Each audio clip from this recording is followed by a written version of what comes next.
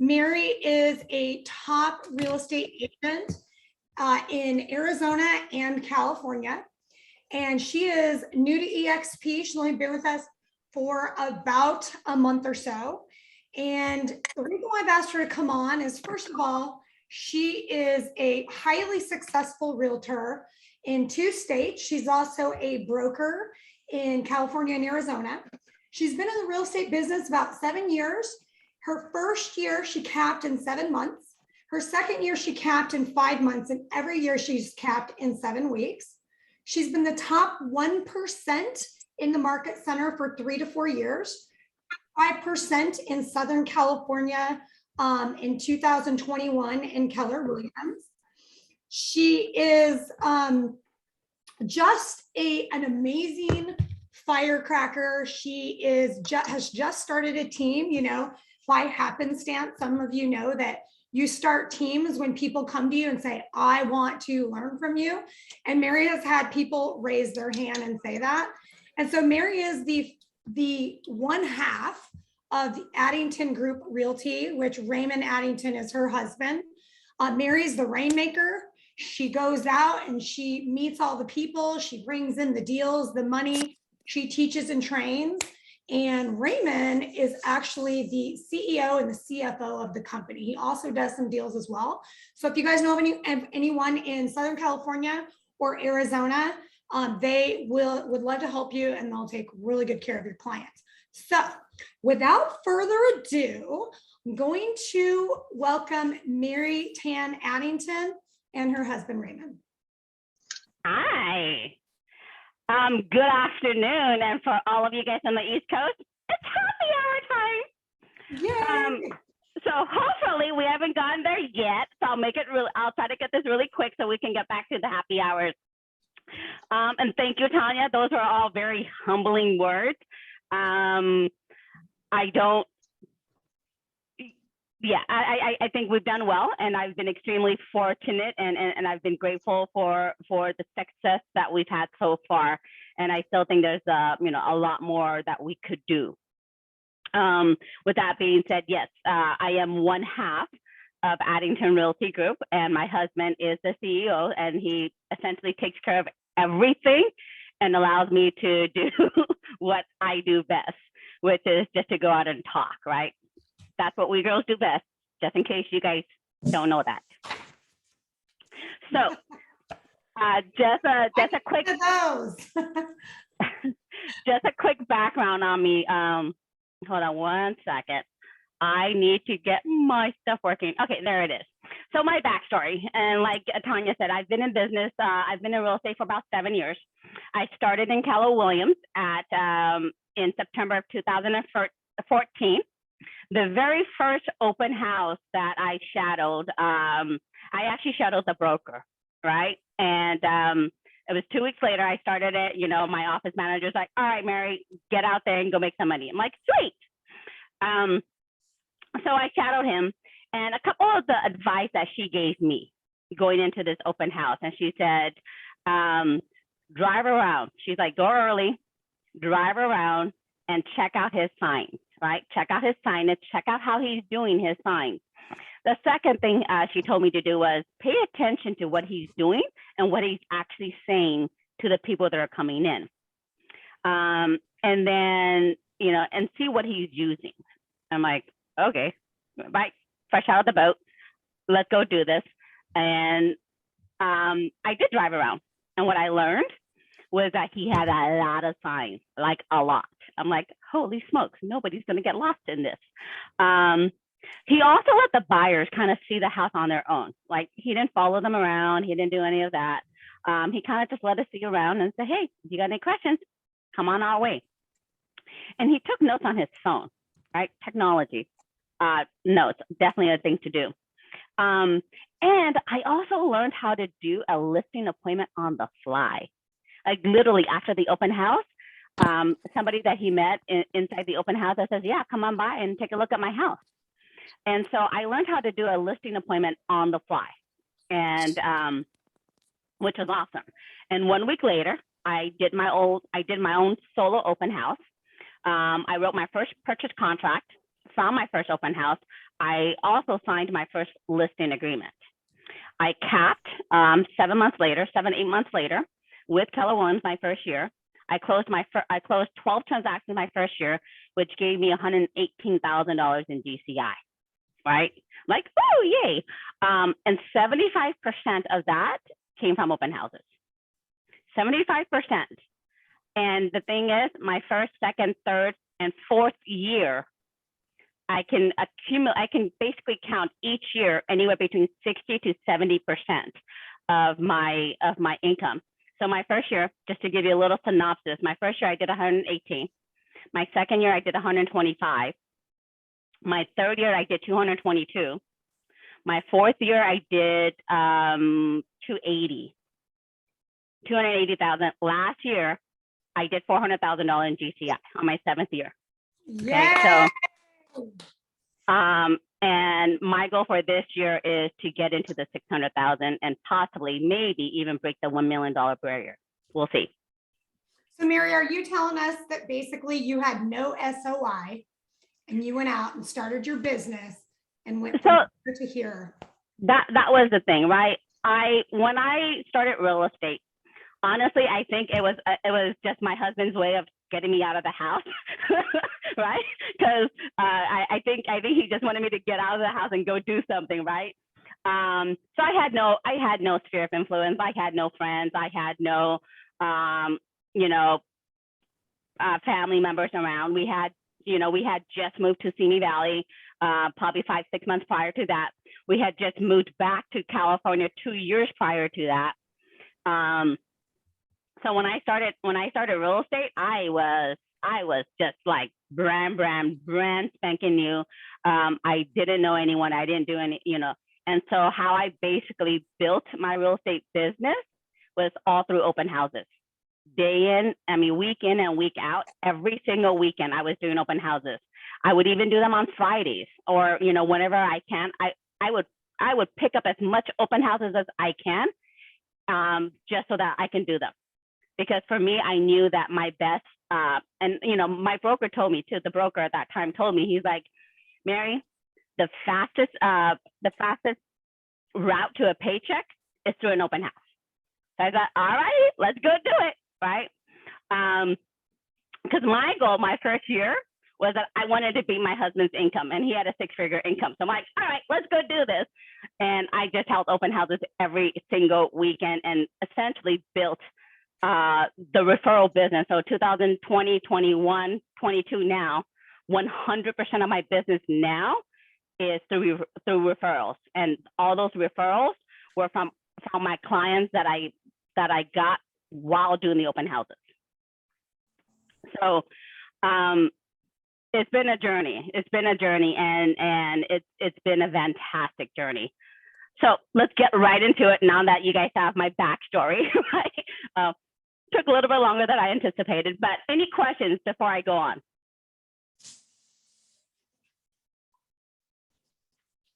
Tanya, I can't hear you. You're on mute.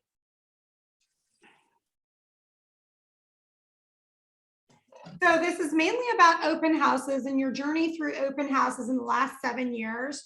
Can you tell us 1 or 2 systems, and you don't have to go into them, that you have evolved into or started taking advantage of in addition to open houses to supplement what you're already doing?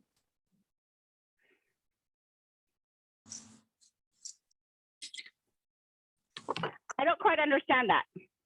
So what do you have a CRM, and do you feel that that's important? And then do you also do like pop buys or anything like that? Honestly, I don't, which I am gonna probably start implementing. Believe it or not, when I started real estate, my husband was like, lead with revenue, lead with revenue, lead with revenue. So I've got really good building relationships. And so, with my clients, I probably have about a 80 to 85% attrition. So that means that 80 to 85% of my clients come back to me for whatever. I mean, even when they're looking out of state, they're like, hey, Mary, I'm looking out of state. What do you got? So how I've kept all of my clients is that, I call them up I said, hey, let's go to lunch. Let's go to dinner. Let's go grab a glass of wine. Let's go grab scotch. Let's go grab, you know, whatever. Let's go grab tea. Let's go watch a movie. And I also Facebook stalked them. Nice. I mean, talk about being stalkerish right here. But yeah, I Facebook stalked them. And then now, you know, we do have a CRM that we did just start up. So that we actually started utilizing, probably back in April, we started utilizing the CRM. So for the past 7 years, essentially it's me stalking my clients is what I call it. And yeah, that's where we are. So let's go to the open houses and how, you know, I made 6 figures my first year. Obviously, you guys just heard my backstory. So with open houses, 2 to 3 days before the open house, hold on, yeah. 2 to 3 days before I get the flyers ready, you guys see a sample of it right there on the right-hand side, the list reports. That was just, you know, about 5 years ago. So my very first open house, I used the MLS flyers. I really didn't try to reinvent the wheel. I would get the flyers ready a day before. I would door knock anywhere between 75 to 100 doors. And you know, if they don't pick it up, I just drop off the flyer. And for that one, I do it just because I want to invite the neighbors. I love talking to neighbors. So I invite the neighbors to come in and talk to them. And, you know, for several reasons, right? Number one, they may have a friend or a family member that they want to move into the neighborhood, or, and this is why I love it, is that they have a house that they want to sell and they're checking out what you're doing, right? So that's why I absolutely love neighbors and door knock the neighborhood anywhere between 75 to 100 doors for each of the open houses. The morning of, I post on all the Facebook groups, and I'm part of like 200, 250-ish. So any place like that is relevant, I would post it, right? I would post about the open house, coming out and check it out and things like that. And then 2 hours prior to the open house, and a few people that are on here can actually attest to this, 2 hours before the open house, I actually place my signs. I place a minimum of 25 to 30 signs. And I mean, if I place 25 signs, I'm thinking to myself that it's too little, or I didn't place enough signs. And then I have up to about 100 signs. So it all depends on the location of the property and what I'm doing the open house, right? Where I'm doing the open house. I call that sweat marketing, folks. When I first started, again, my husband's like, lead with revenue, lead with revenue, lead with revenue. I got 3 for sale signs, 3 lock boxes, and I had 50 open house signs. That's essentially what I started, and that was my marketing plan. That was my marketing for the next 3 years. I didn't pay for Realtor.com. I didn't pay for Zillow. I didn't pay for leads. I didn't pay for anything. So my first 3 years was 50 open house signs, 3 for sale signs, and 3 lock boxes. And he says, hey, if you need more, let's go buy another one. If you need more, let's go buy more. And now I'm up to like 100-ish, maybe more open house signs.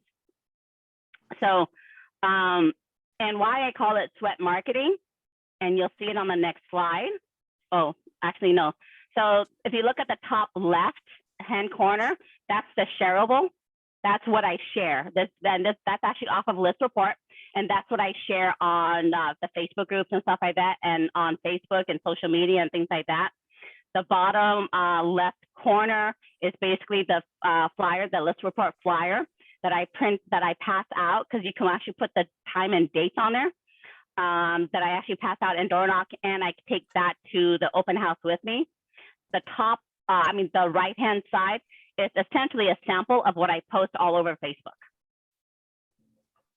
So this was just recently, I think this was like 2 weeks ago or something like that, that I posted.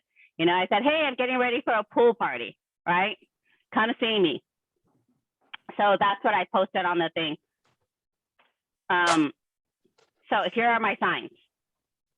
I'm telling you, folks, signs do not like to be lonely. So do you see that lonely sign on the right-hand corner? It's a very, very, very sad, lonely sign.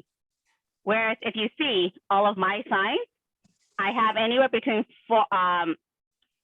6 to 8 signages on each intersection, right? I have at least 3 to 4 on each side. And, you know, I've been able to drive traffic, and I calculated this, my first 3 years. I haven't calculated it recently yet, but 80% of the people that came into my open house came in because they saw my sign. And literally, I call it the red carpet to the open house, right? And it's all over the neighborhood. So even if the neighbors aren't coming in, they see my flyer, they see my signs, and they're like, holy bananas, this woman must have a lot of business. And when they see this week in and week out, and every single week, and throughout the entire city and throughout the entire county, it starts establishing that notion in their head, right? Wow, she's just all over the place and she's just killing it. She must be one of the top agents. In fact, you know, I've gotten a lot of business from my signs. And guess what? Nobody ever gets lost. Nobody ever gets lost. I've had buyers come in that says, wow, Mary. He's like, we're not looking for a house to buy or sell, but we just had to come and meet you to see who this woman was. And I think 2 weeks ago, one of my team members was actually holding an open house for me and put out my signs. And there was a person that came in looking for it, and he's like, where's Mary? And he's like, she'll be here tomorrow. Yeah, the guy wasn't very happy apparently, but they come looking for me because they see the signs. They're like, wow, right? So my signs were my marketing the first 3 years. And my open houses were my marketing plan the first 3 years. So signs is the marketing, right? That's the marketing plan. The signages, the flyers, all that stuff. But how you actually get the leads is during the actual open house. So the things I actually have with me, I have my phone, I have my laptop, and I have my flyers, right? I am not there to sell that house. Do I end up selling it majority of the time? I do. I sold the first open house that I helped, right? But I'm not there to sell the open house. I'm there to get leads. I'm there to lead generate, folks. And I think that's what a lot of people, you know, don't take into consideration, is that the signs are my marketing plan and I'm there lead generating. So my goal, and this is what my broker told me at the very beginning, he's like, you just need to get one lead, Mary. That should be your goal. Get one lead per open house that I can follow up on, right? So I can follow up on it. And, you know, so I try to get the name, phone number, email, stuff like that. Some of the things I ask, and you know, all of the stuff I ask goes into a conversation. You know, I start joking about stuff, and, you know, it's just a conversation. So they don't feel like they're getting interrogated. It's, hey, who are we out shopping for? Right? And it's kind of that for me, it's kind of like an icebreaker-ish, because they just look at you like, what do you mean, who are we out shopping for, right? So it gets them to start talking to you and be like, oh, you know, are you shopping for yourself? Are you shopping for a family member, a friend? Who are you shopping for, right? And then like, oh, okay. And then they get into, you know, and I get into like, oh, how long have you been looking for, right? Mind you, every question I ask has an intent behind each question I ask. Where are you coming from? Do you currently own or do you rent there, right? What kind of a home are you looking for? And by the way, where are you looking? Are you looking here? Are you looking, you know, in the next neighborhood? Where are you looking? And most importantly is, why are you moving? Why are you looking? When do you have to move by, right? So before I go into the explanations for why I ask these questions, can anybody tell me why these questions are being asked? Motivation, you're trying to find the motivation and the why.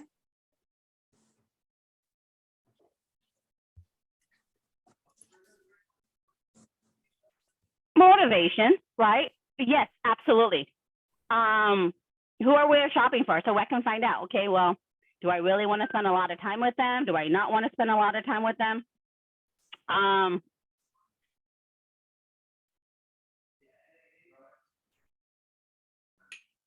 I don't. Most of my open houses are held by myself. I'm sorry, this is answering Deetri's question. You don't feel uncomfortable putting photos. I actually don't. In fact, and I have my husband to thank for this. When it comes to open houses, I am very, very high on safety. And very rarely do I ever have a second person at the open house. That's also the reason why I don't follow people around the open house. That's also the reason why, you know, when, number one, I'm very rarely sitting down. I don't ever sit down in an open house if I don't have to, right? Or if I don't need to. Even if there's chairs and stuff like that, I very rarely sit down. And the reason why is because I don't want to be caught off guard, and my back is never to the door. I will never put my back to a door. I will never put my back to a client. I will never put my back to anybody coming inside the thing. And I'm always within a very short distance to an exit. So for that reasons, I've been, you know, lucky. I'm granted, that's not to say I haven't gotten myself into trouble, because my car has been robbed, you know, so that has happened and things have happened, but to me physically, thank God, nothing has happened yet. So I ask these questions for motivation, to find out what they're doing, to find out, hey, is this a long-term client, or is this somebody I can go right now and follow up on, right? Because that's what I'm looking for. I'm looking for somebody that I can follow up, and that's going to want to buy or sell in the next, you know, 30 to 90 days, right? Because once I can find out the motivation and why they're moving, and I can keep pressing on that why, I've got myself a client that's going to close, right? The other thing I don't ever do, I don't ever shut down an open house. If there's somebody walking towards it, near it, you know, coming at me, even if I'm walking out of the open house and somebody's walking towards me, I will open up the door again. And it has happened before, several times, where the last person that was inside the open house was the one that I actually ended up closing a transaction on. So for that reason, I never shut down the open house. Also, going back to my signs, so I don't drive from intersection to intersection. I actually walk. So I would park my car on one corner, and I would take like 20 signs and I would walk it. And I also do that one so that I can get my steps, right? Every weekend I get my exercise, and that's how I get my exercise. But secondly, and most importantly, is that the neighbors in the neighborhood sees me walking around, right? They see me walking around. And I've actually closed 2 transactions where I was picking up my sign, and somebody saw me walking around and like, hey, which open house were you doing? And, oh yeah, well, we were also looking for an open house, or we were also looking to, you know, sell. What can you tell me more about? And I was able to get an appointment with them, and I was able to close them.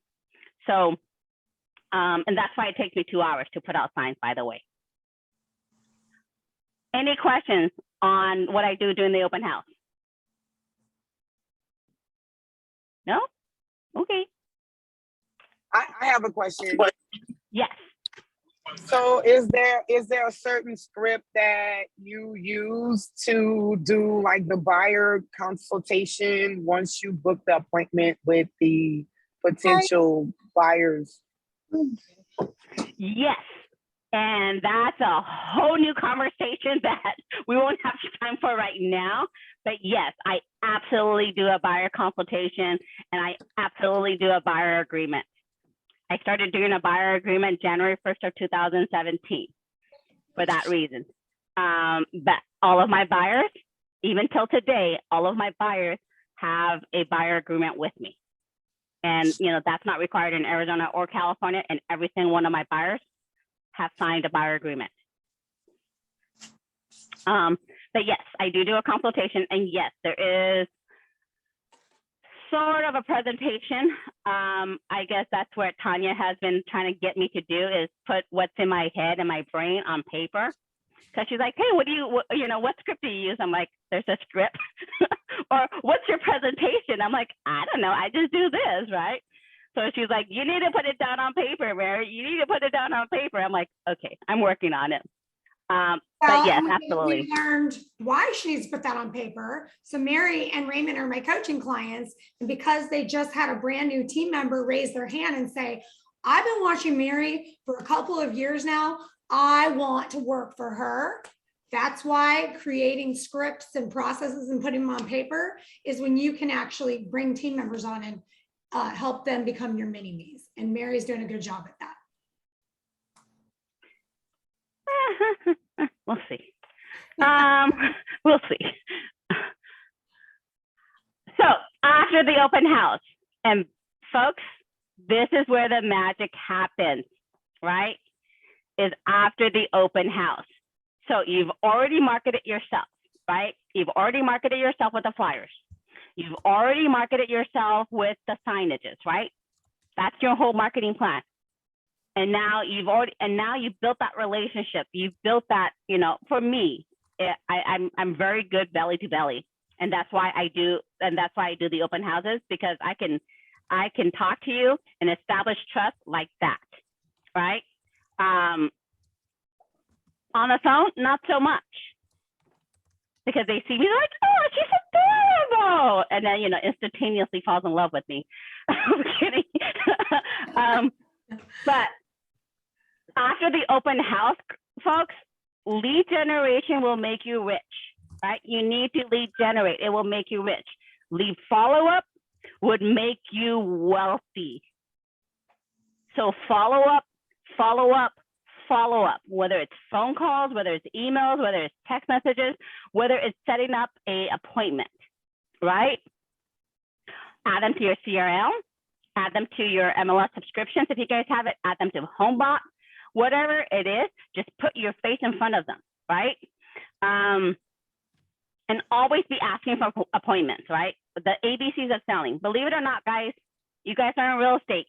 And I don't, you can illusion yourself however you want to, but you are selling. You are a salesperson, so you got to sell yourself, right?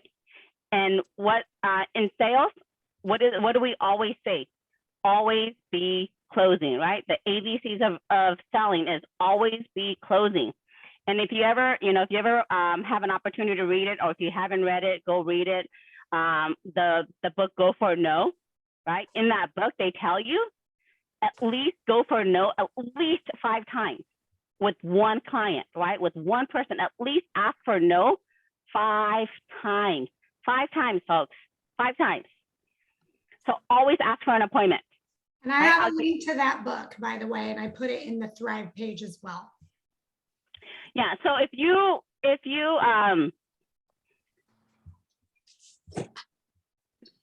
just ask for the appointments. I'll give you an example, right? I got a lead Sunday. On Sunday. I said, hey, talk to me about it. I got this situation. And I said, give my lender a call so we can get you pre-approved. Monday morning, hey, just seeing if you had a chance to talk to Tony, or and you got your pre-approval started. Oh no, not yet, but we want to go see these houses. Awesome, I'll look them up. Right? Tuesday comes around. Hey, there's a couple more houses that we want to go see. Awesome, I'll look them up. Right? Wednesday came along. There's another couple of houses they want to go see because they can only see it on weekends. So they sent me a couple of other houses that they want to go see. And Wednesday said, great, have you talked to Tony about pre-approval?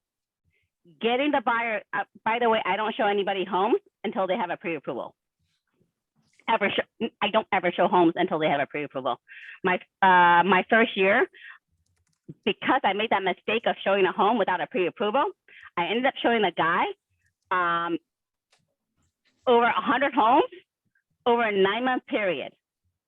100 homes over a 9-month period, and I didn't see a pre-approval until we were almost in escrow.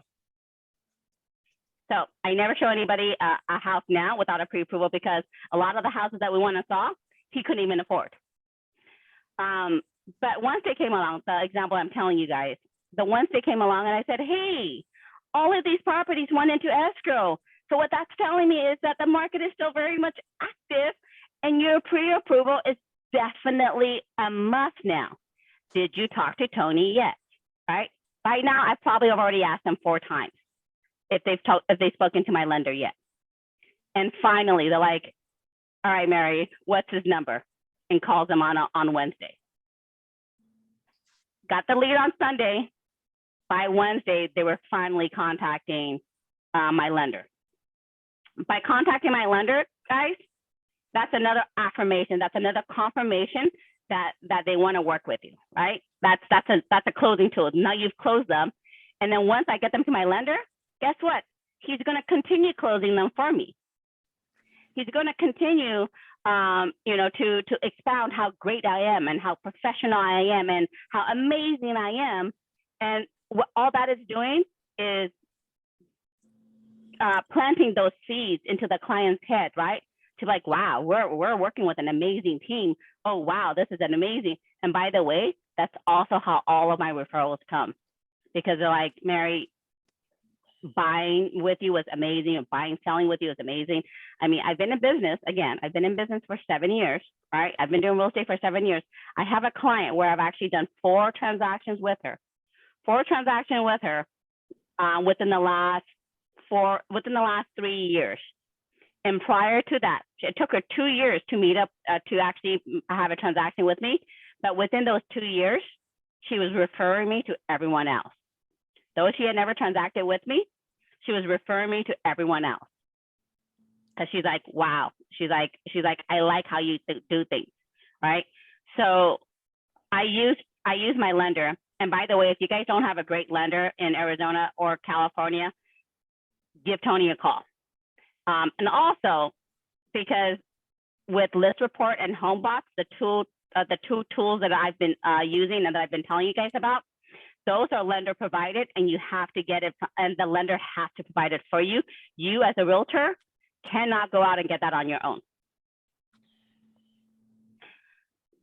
So yeah, get them connected with your lender, because your lender is going to be a closing tool for you. Questions and answers. As Ms. Tanya has noted, we are serving in Southern California and Arizona. So all of your referrals are very welcome. I appreciate them all. Our contact information is right there. If you need to, if you have anybody in Southern California, give me a ring. If you have anybody in Arizona, give Raymond a ring, and we will happily take care of your clients for you. What questions and answers do you guys have? Questions, actually. I have some questions that might help everybody. Okay. And that would be, how do you handle objections at open houses? What are maybe the top 3 objections that you're getting, and how are you handling them? And one of them I would say is, I already have a realtor. Excellent. And believe it or not, a lot of people say that. I have a realtor already. Fantastic. Who are you working with? And then they'll give me, a majority of the time, they can't even give you the name of the realtor. So that tells me that there isn't anybody there, and they just didn't want to give you that information. Or if they do give me a realtor, I'd be like, fantastic. I haven't had the pleasure of working with them yet. And typically, and I tell them, typically I know the top 10% of the county, and I haven't had the pleasure to work with them yet. And I always give them my card, and I'm like, if you need a second opinion, or you want a second opinion, give me a call. Right? So that's one of the objections I get is oh, I'm already working with a realtor. Great. Every answer they give me, regardless of what it is, fantastic, wonderful, amazing, and whatever adjective, verb you want to use to describe it, but it's never an things like that. So lately what I've been getting is the higher interest rates. And with yes, I do. I was supposed to have a link to that. Yes, I do. I actually use a local sign guy here in Southern California. I do know that he ships because he shipped it to me. He's like, I'm on my honeymoon, but I'll ship it to you. I'm like, sweet. So I know he'll ship it to me, and I know he shipped it to you. I know Build-A-Sign is also pretty good. They are a little bit expensive, but they are pretty good. And then so buildasign.com. They also have flags too. I really love those flags. So Build-A-Sign has flags, and then I use my local guy. I will add the contact information to the video, Tanya. Yep, just add it. Well, yeah, just you can add it or give it to me and I can send it to people. The other thing is you guys can go to your local board, and you can, usually they have some affiliates with sign companies. If you're with EXP, if you go to EXP Partners, there's sign companies there. If you're not happy with that, you can go into EXP Workplace, into your state, and then search signs or signage. And people would have already asked that question, and they'll say, here's who I use. So a lot of times it's local, but I would definitely compare what Mary has. And then Chris? I'll say when you're buying signs, buy in bulk. If Yeah. you look, they get so much cheaper if you just buy a lot of them at the same time. You're going to use them if you're going to stay in the business. Yeah, and Chris and I were talking earlier, and people are always like, where should I spend my money? And just like Mary said, the first place you should spend your money is on open houses, signs, maybe some things for open houses. And Mary, what do you do for open houses? Are you know, some agents are like, I got wine and cheese, or I'm going to do a happy hour open house, or I got cookies, or I'm going to do a whole spread. And do you ever have any lenders sponsor open houses or any partners sponsor them? No. But what I am testing out, and let me get back to, I'm going to show you guys this. Hold on. Let me get out of this. And Tanya, hold on. I need to get back to. Okay, so I'm going to, so I am testing this out. So I don't know if any of you guys are, or those coaching clients that are with Tanya. She's got like, you got to go watch this video. You got to go watch that video. You got to go watch this video. You got to go watch that video. So one of those videos that she made me go watch, and I'm like, fine, I'll go watch it, right?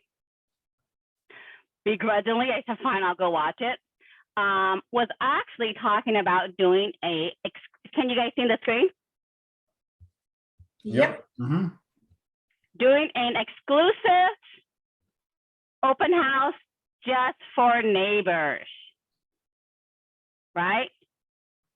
Again, it's the same concept as the door knocking on a 75 to 100 doors, but now you're face to face with them.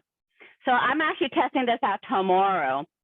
We're going to do an exclusive open house just for the neighbors. We're going to go pass out the flyers today, right? And this is exclusively, again, the exclusiveness, right? The people feel all, you know, fuzzy and all warm and fuzzy when we say exclusive. So exclusive open house, just for the neighbors. And we are going to do it almost like a happy hour style. So we're going to have a charcuterie, and we're going to have sangria, right? And the purpose on that would be to, one, again, going back to the neighbors. Hey, do you guys know anyone looking that you want to have neighbors? Bring them by, right? That's the first thing. The second thing, hey, we're going to be getting lots of offers on this, and only one buyer, you know, is going to be able to buy this home. So there's going to be all these other buyers that are also going to be looking for homes in this neighborhood, right? So if you guys are looking to buy, if you guys are looking to sell, hit us up, because we're going to have a number of buyers that didn't get a chance to buy this home. And now they're going to want to, and now they want to go look and get another home, right? So this is my experiment that I'm going to be experimenting tomorrow.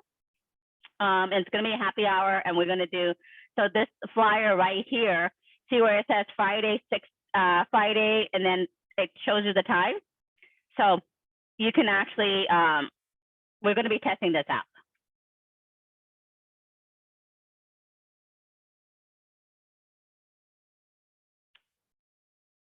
Okay, so Mary, as it relates to marketing the open house, do you put any money behind an open house Facebook ad, or do you use Facebook events, which is the video that I sent to you, and I'll send everybody else? How do you use Facebook ads and Facebook events for your open houses?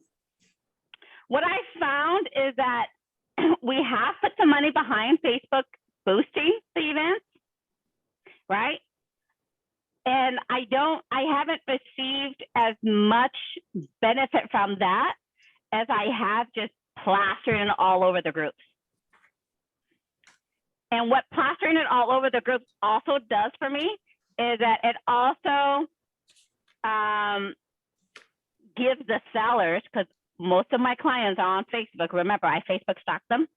Most of my clients are on Facebook, and every new client I get, I try to add them to Facebook. So what they're also seeing is, wow, look at all this marketing that she's doing, right? I can't believe it. She shared this to like 20 sites or 40, 40 groups.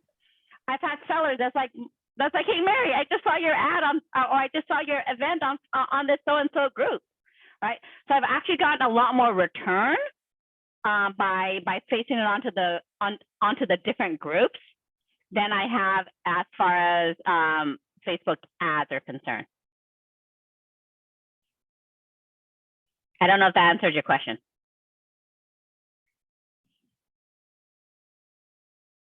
Okay, she disappeared on me. All right, so. Yes, sorry, I was on mute. Can you do 2 thumbs up? Yes, thank you. So let's talk about listing. Let's talk about list reports and HomeBot for a little bit. So remember, I was telling you guys about the shareables. So if you go here,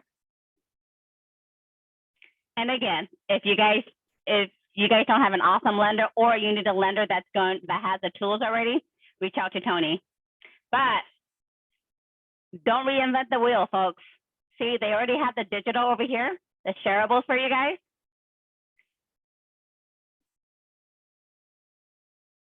And look, it's already done for you, right? You can pick and choose the images. You can pick and choose what you want and how you want it. And then when you're all done, you can even choose the date, right? So if we're doing an open house tomorrow, 5 p.m. to 7 p.m., choose the date and time. If you want to choose the branding, you can, right? So like right there. Or if you want to, I don't know, whatever you want to do, you can choose the branding. And you can even, all you have to do is download it, and it comes up like a, can you guys see that? Yes, no, maybe so. Okay, awesome. So it comes up like that. And guess what? Take that and blast it all over social media. Take it on your Instagram, take it on your Twitter, take it on your Facebook. It's all done for you. Now, this one here, I want to point out, and Mary confirmed with me. So this is a house that's 255,000, and this is I think a mobile home. Mary doesn't normally do mobile homes or sell mobile homes. Mary, you're doing like a mega open house for this one. Tell us why in California at 255, you are willing to do an open house and put all this effort into something like this. Funny story. Apparently, I seem to be attracting a lot of this. This is actually a referral from two divorce attorneys. So this is actually a divorce situation. And one of the divorce attorneys is assisting one of my other clients, and he's seen how, just how very, I don't even know how to explain it, right? He apparently liked what he was hearing, what he was seeing, and what I was doing. And so he called me up, and he's like, hey, I'm like, hey, you wanna go list another property for me? I'm like, sure, why not? Right? I mean, who's gonna say no to listing a property? And it is what it is. It's a mobile home, and Tanya's right. I very rarely do mobile homes. I think I've done 2 mobile homes my entire career. But I'm doing this because Well, in this kind of market, we're going after a listing, and most people are selling because either they're getting divorced or somebody died, right? So one of my marketing plan right now, or one of my marketing, one of my marketing plan right now is to essentially target and market to the divorce attorneys, so that when they see, holy smokes, she's doing this for $255,000, when she's got $1 million listings, right? She's doing this for that. Wow, and that's going to get them to refer more to me, because if they see what I'm doing with the 255,000, imagine what I can do with $1 million property. And so what we're hearing, and I'm hearing, is even though you've been doing this a long time and you're doing $1 million properties, $1.5 million, $2 million, you're doing whatever it takes to get future business. And what Mary has done, you guys, is she and I had a coaching session about talking to divorce attorneys and targeting them, and put this whole plan together. And boom, Mary, was it the same day or the day after? A couple of days later, I was on it was on Monday, and I think it was like around Wednesday when this guy calls me. He's like, hey, you want to go list another one? I'm like, sure.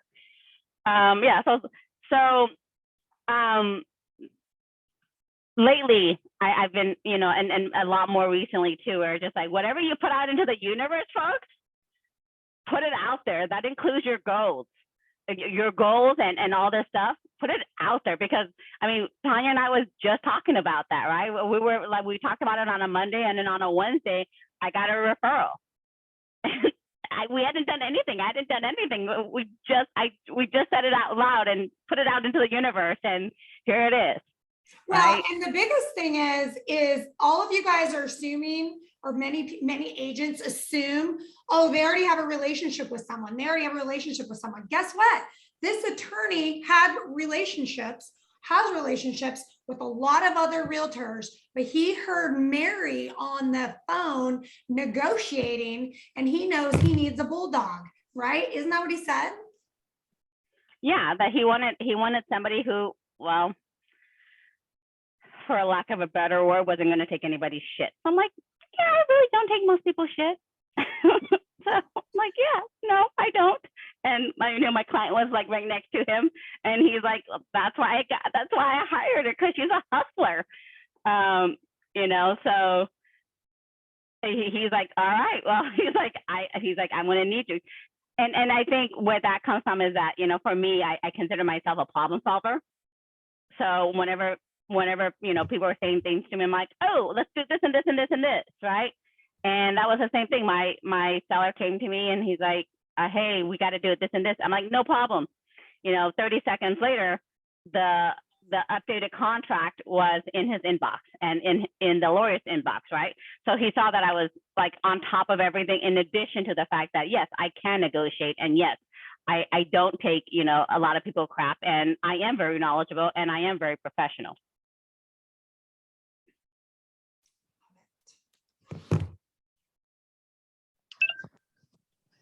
Mary, I'm not sure if it is the same thing in your area, but here I actually live in a manufactured house, and Okay. a lot of the people that live here have homes in New York, New Jersey, and everywhere else. And sometimes they are looking for someone to sell those homes or buy those homes. So it's great referrals that way as well. Oh, fantastic. We'll see. I think this is the second mobile home that I've listed. And I know we've sold over 150 homes in the last 7 years. And this is only the second mobile home that I've listed. So again, I'm taking it because guess what? It's an opening to more business. What other questions may I answer for you guys?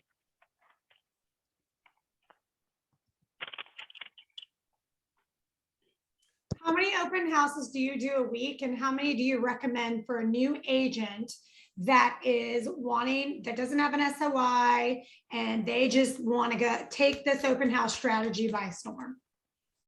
As many as you can. I try to do at least 2 a weekend. I try to do at least 2 a week. I've gone up to actually about 6 a week, where, and I know that those were some crazy weeks, where I would do a Thursday, Friday open houses. So I would do a Thursday and a Friday, and I would actually look at the neighborhood and find out what time the traffic are coming. So like one of the open houses that I did on a Thursday was right next to a school.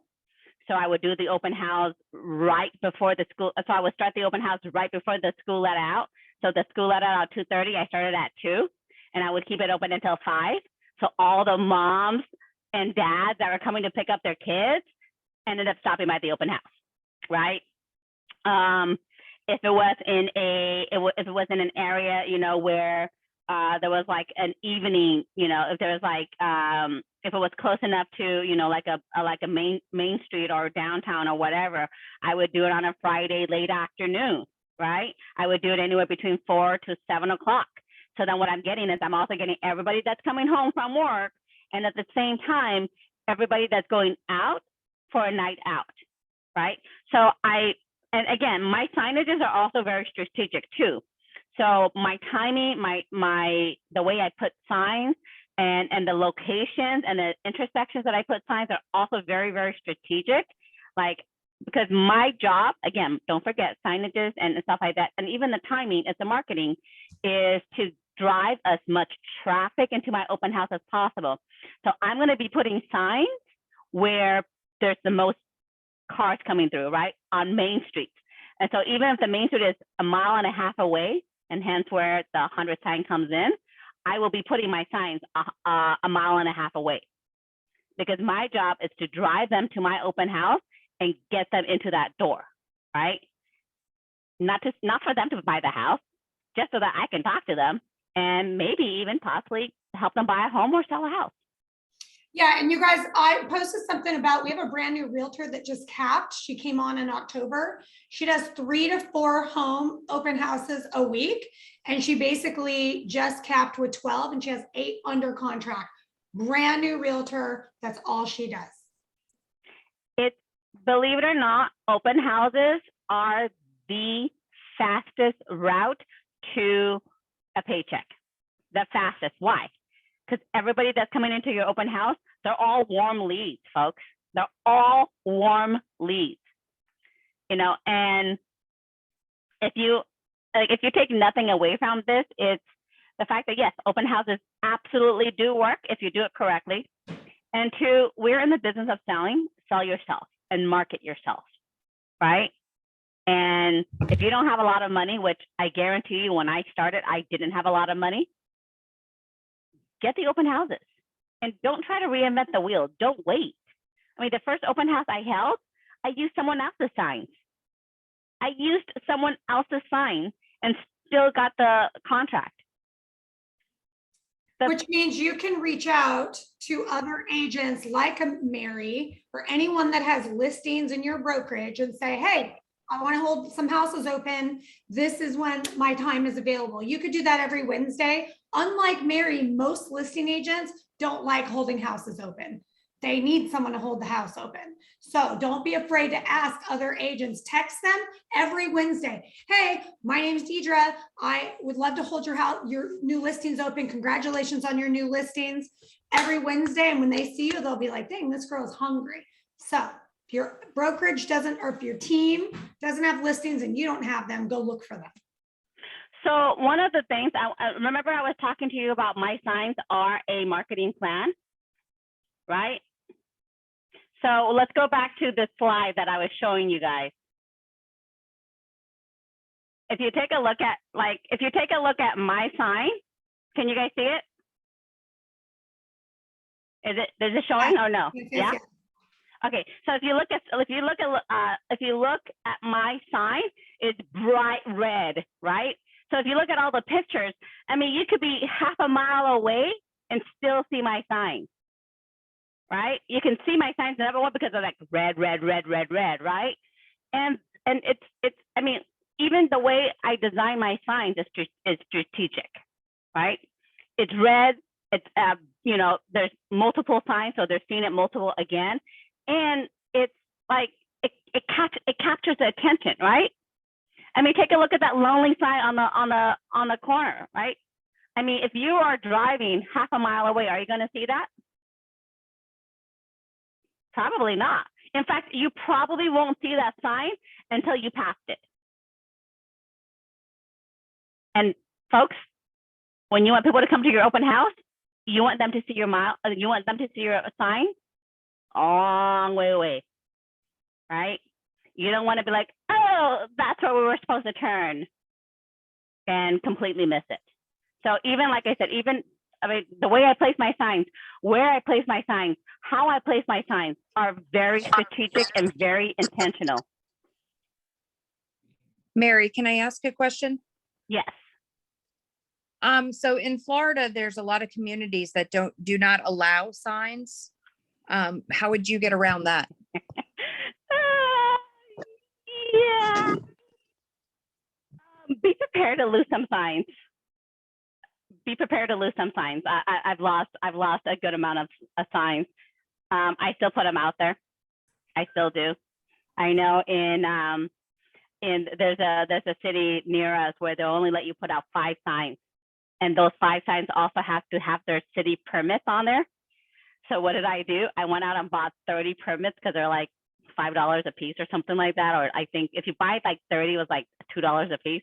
So I went and bought 30 and put it, and actually you can see it in the middle one, in the middle signage, you can see it, that purple circle. Do you see it? Yes. Yeah, the bottom middle, you can actually see a purple sign. So I actually went and bought 30 of them and just put them on all my signs. And, you know, I put them out there. Sometimes I get really lucky and nobody takes them, or the city doesn't take it. And sometimes they end up taking them. So I just put them out and then, you know, cross my fingers that they're still up when I go back and pick them up.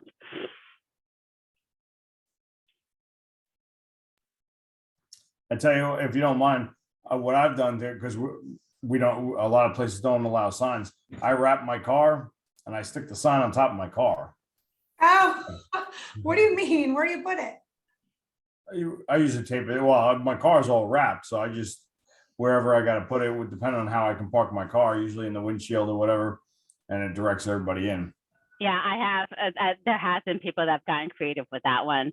I mean, look, the stake signs, the 8 stake signs that I got there, all of those are $8 a piece. And well, they're $8 a piece now. I think when I first bought them 7 years ago, they were like $4 a piece. So for me, I'm like, okay, I can afford to lose $4, right? Where I get really grouchy with losing signs is if they're like A-frame signs and they're like $60 a piece, then I start getting a little grouchy with them. But for my H-stick signs, I'm like, all right, whatever. If I lose it, somebody takes it. And trust me, I've lost a lot of signs. I've had to replace a lot of signs over the past 7 years. I'm just like, it is what it is. If you know, if even one person sees that and calls me because of it, it's all worth it.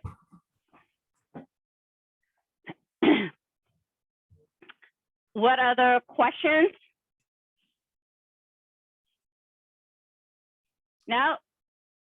Again, if you guys have any referrals out in Southern California or Arizona, hit us up. We will appreciate it. I mean, we will love it. And, you know, as Tanya has mentioned, I mean, we just joined EXP on May 1st. And I believe, Tanya, according to our numbers, will be capped. Yep, by July 15th. By July 15th, we'll be capped.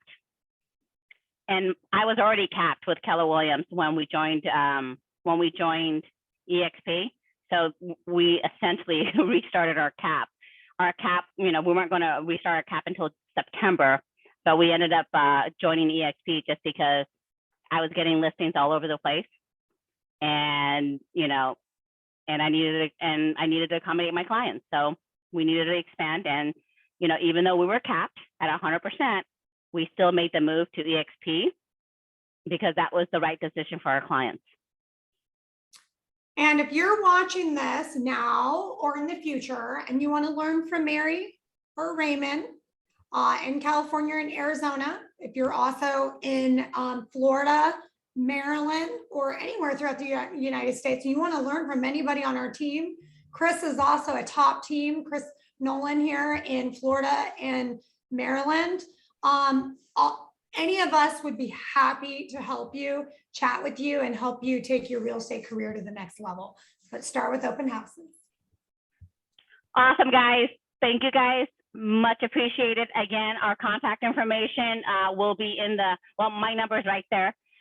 Reach out to us. We're happy to help, and you know, let's grow together. It's what it is. At the end of the day, I'm here to help you guys make money. So by helping you make money, you're going to help me make money. So I'm all good. Love it. Thank you so much, Mary and Raymond. All right. Bye, guys. Have a great Thanks. night. Go enjoy your cocktails now. Have a good one. All right. Bye, guys.